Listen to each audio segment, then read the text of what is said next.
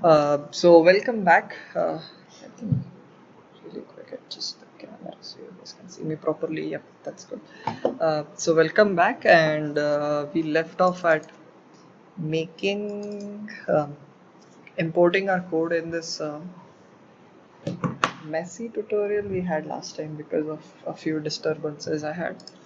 So now in this tutorial we're gonna update the UI as we type out John. Uh, So let's just get started. For now, I'm just gonna keep a very basic kind of thing. Let's see how should I implement this.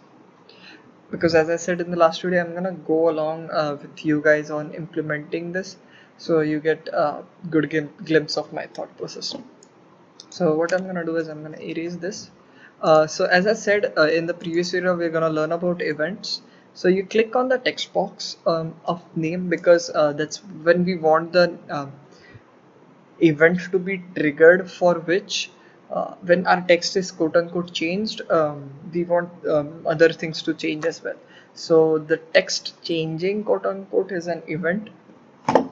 So you can go in here. There is a thunderbolt sign which says event, and you can see there are so many events, and we can just go on try changed. So you can just double click, and the default event which it shows in the code is changed. So you double click, and it automatically writes some code for you which makes the event, so you don't have to deal with it, which is super nice. So now we'll say try because and then catch. Oh my god. Try and catch is basically exception handling. So you try to get the name, is what I'll say. This is so fucking weird. But anyway, so in the last uh, quote unquote beginner series, we didn't make a.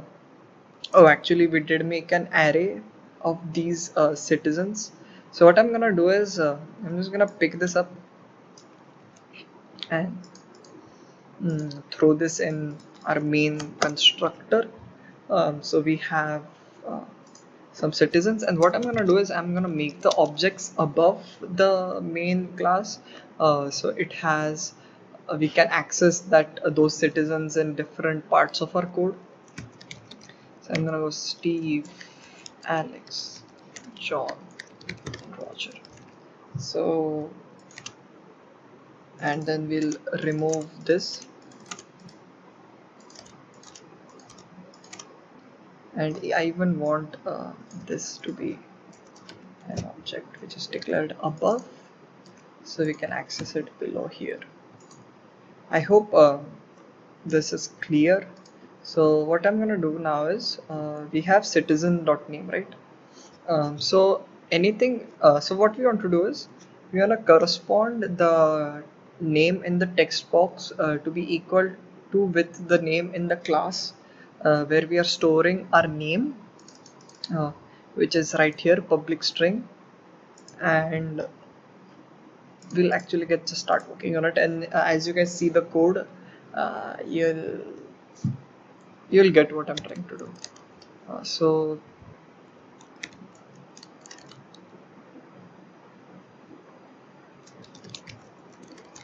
let's iterate to for each citizen in citizens, if I'm not wrong. Yeah, citizens, yeah. So if citizen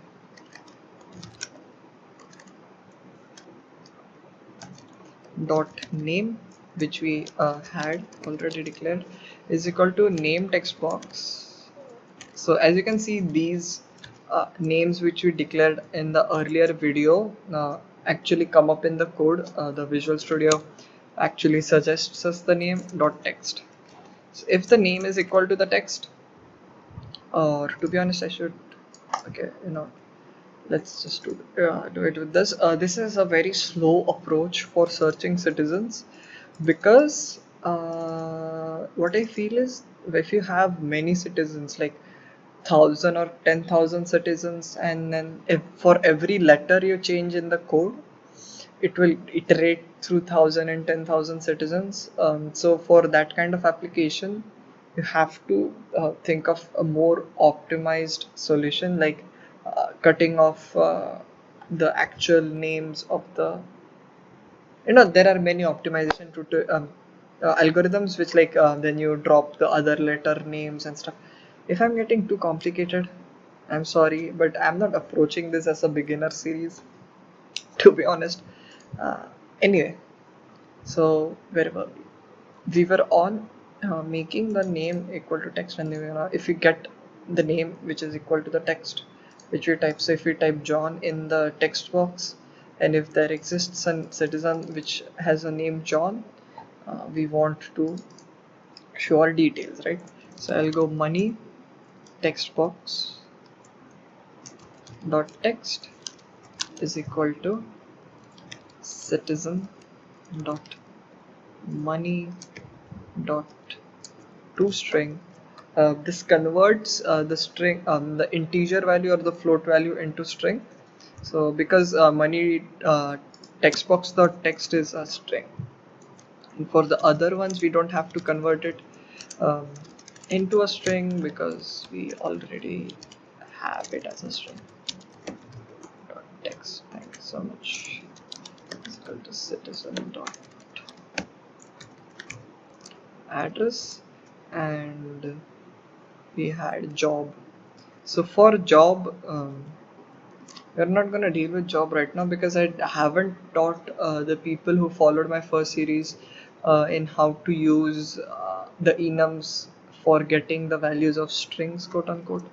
Uh, but still, for now, we'll keep job text box dot text is equal to um, citizen dot job dot toString. So let's see if that works. Again, this is based on experimentation, pure experimentation. And what more do we have? We have a tax rate, but do I have a tax rate for every citizen? No, right? We had a tax rate for every single person. Let me check. So the tax rate was private. That's the problem. So we can't access the tax rate for now. I'll fix it. Actually, I'll make it public right away, so we can access the tax rate as well.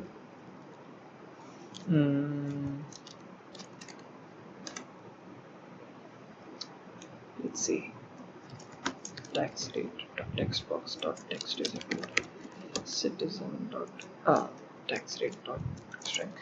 If you are not, if you don't know what code am I writing, citizen, money, address, and stuff, make sure you read the code which I have pasted in the paste bin, which is an, I think, the introduction video of this series. So make sure to read that code very properly, because I'm just using the code from my C# beginner series to work in this.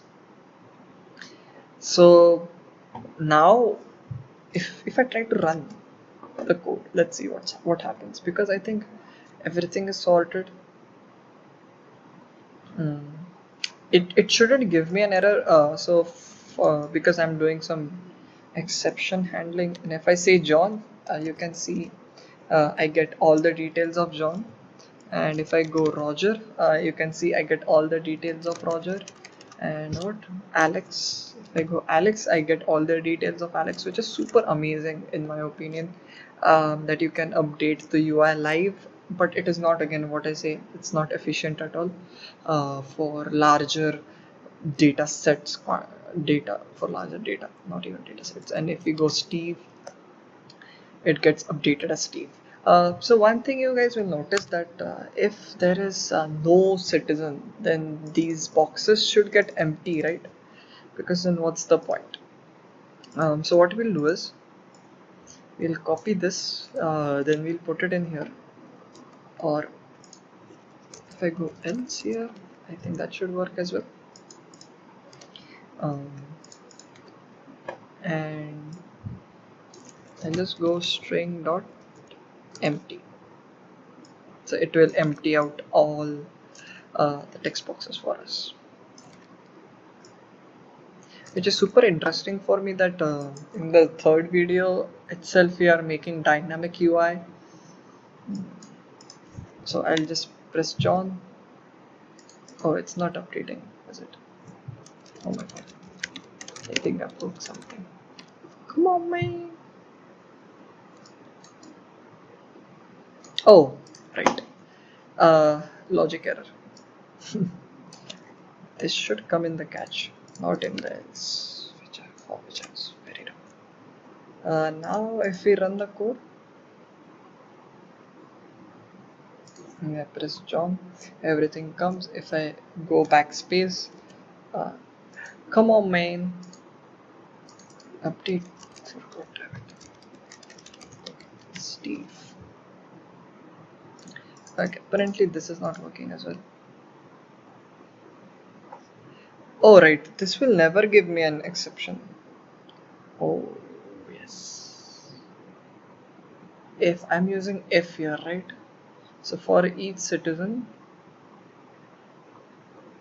Oh. Oh right. I just got. Can we use else for each? Let's try it out. I don't think we can. No, we can't. So this is one of the issue we have. Like if we don't get the citizen name, what we can do? Oh, we can do something like this. We can create a private boolean here. Private bool found, which will be equal to false because the user won't directly get the name. And then if we find the citizen, I'll just do it. Oh my god, what the hell happened? What? Okay, I think I missed a bracket or something. Where is a bracket expected for you, man? Okay, where did I go wrong? Let me check. I guess I'll just not declare this for a while.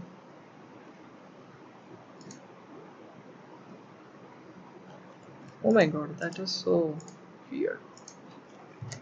I'll make a private boolean inside. So that's how you fix code by experimenting. Found citizen is equal to false. And now we'll try if we get the citizen. Oh my god, why are you freaking out about this? I'm just declaring a variable for what damn reason.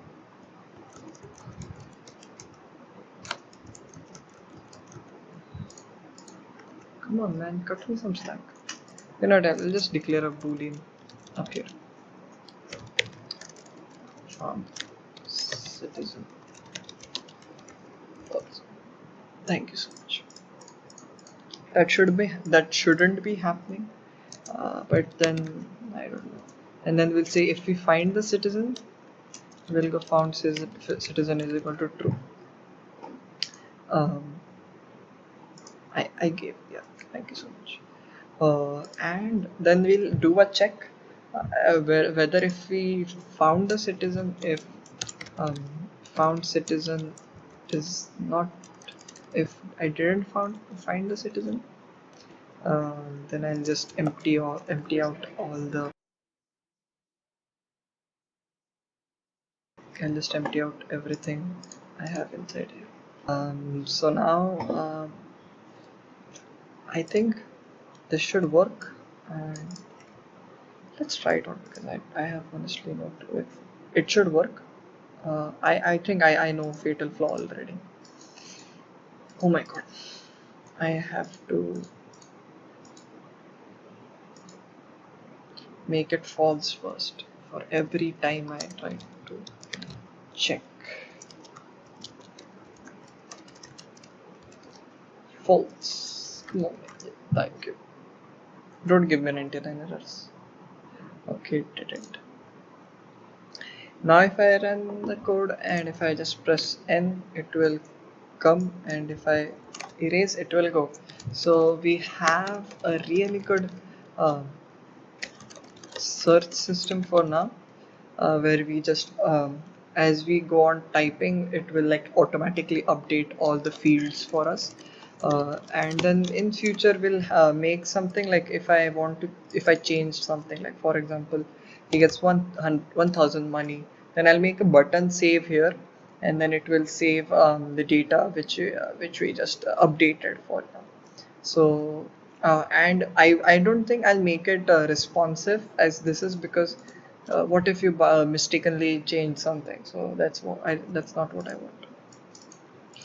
But and I'll keep that you can't change the name here. I think which we did in the citizen already. We can't change the name. Yeah, so we have a private set instead of just set, which means other people can't change the name. So we can't update the name here, because the name, in my opinion, will remain the same for a person. So thank you for watching. Make sure to subscribe, comment down below. I hope this really gets you excited. If I am falling behind in some explanations, or I'm not explaining everything out, make sure to comment or join the Discord server we have up and running. So I think that should be it. I'll see you guys next time. Bye bye.